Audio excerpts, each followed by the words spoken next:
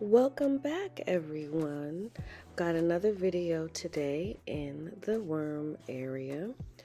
Updating first the 2 regular totes. As always, the totes that I have are 2 different kinds. I have the 14-gallon totes, which are your basic totes without lids at the moment because the bins themselves were a little wet. I checked my information and I started these bins back in June, which means that I really should have harvested them in September, but due to the humidity, these bins were too wet and clumpy for me to do a harvest on them. So I'm continuing the bins for another couple of months. I'll probably harvest them in December once the castings dry out a little bit more. But as I'm checking the bin, it is getting a little bit wetter, and that's probably because here in New Jersey we had a bit of warmer weather for the past couple of weeks, so the bins didn't get the opportunity to get exposed to some cooler temps and humidity in the house, so they stayed a little wet. But otherwise, the worm colony is still doing okay. I believe I'm being overly cautious as I head into the winter. Last winter is when I had the 1 bin of mine completely die off, a total loss of the colony. So I'm keeping a better eye this winter on how my worms are acting in all of my totes. But even though the bin seemed a bit wetter, all I had was food that was kind of high in water.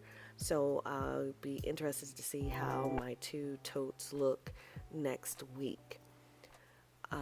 I would like to mention again that my totes don't have any holes at the bottom of them. So anything I add has to evaporate through the top, which is why the lids are off of the bins at the moment.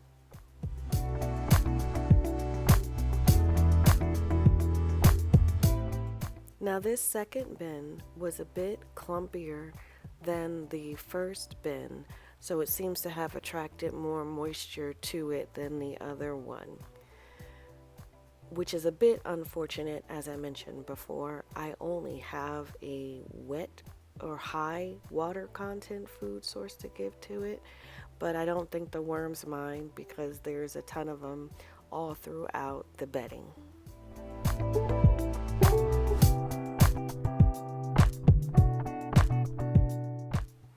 The food for the worms this week was a mixture of carrots and the carrot greens or carrot tops that were frozen.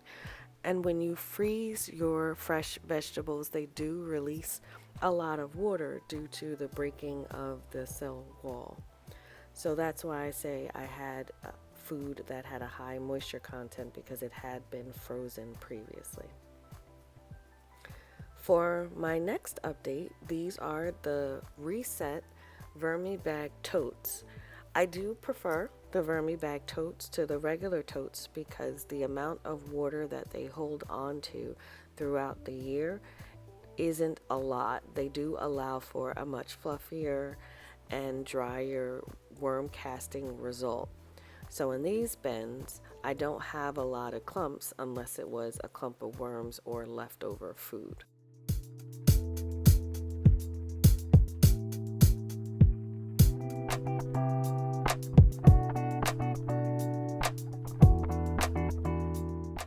For my totes, I'm going to feed these a little differently as they are newer bins or restarted bins. So I'm going to put the food all throughout in a trench. This is because the bags themselves have a lot of areas of unprocessed cardboard and paper and the cocoa core, and I want the worms to kind of migrate through the whole thing. So one way to do that is to cover the food through a larger area. And I'm choosing to leave the white bin, the white bait tray in because there were still worms hanging out on that one. So moving over to the sister restarted bag. This one, the castings were actually a little drier. So it's interesting how the two are exposed to the same environment, but the castings on this bin were a bit drier than the other one. And there were no additional worms hanging out on this bait tray, so I didn't replace that one. And again, I have very fluffy and dry but not dried out and moist castings in this bag.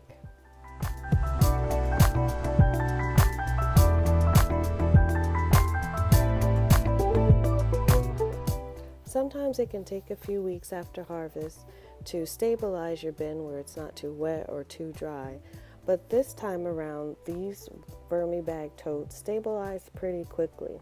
So since I don't see any real issues with these bins, I'm just going to feed them up as usual.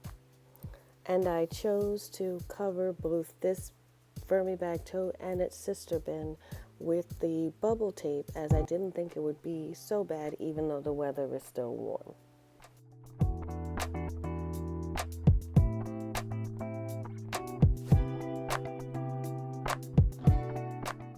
So in this dough tray, I have the finished castings from both bins all together.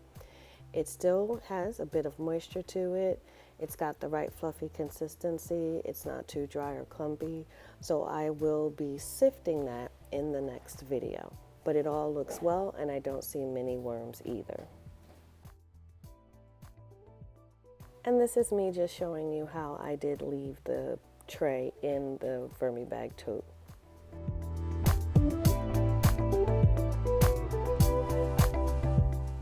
And lastly, it's an update for the VermiBag Mini. So once I removed the bubble wrap from up top of this one, I can immediately tell that this was very, very damp. So even though it can evaporate a lot of water out of the sides, my Mini is still having a hard time coming to a stasis that I like since I had harvested a few months back. So this bin, I am still trying to figure out how to get it to dry out a bit more. And I do wish for this week I did have some veggies that had less of a water content than the peppers and the greens that I have. But what I'm going to do instead is not put the bubble wrap on top of this one and give it an extra dose of worm grit, again to help try to dry it out and to also keep down on the beetles that can come out of it.